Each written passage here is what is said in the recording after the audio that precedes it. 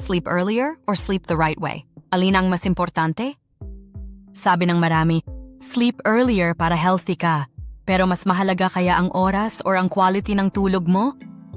Getting 7 to 9 hours of sleep is recommended para ma-repair ng katawan ang cells, i-regulate ang hormones, at i-boost ang immune system. But if you sleep early pero madalas ka naman nagigising, hindi rin sapat ang benefits. Research shows na sleep quality, deep sleep and REM cycles ay critical para sa memory consolidation at mood regulation.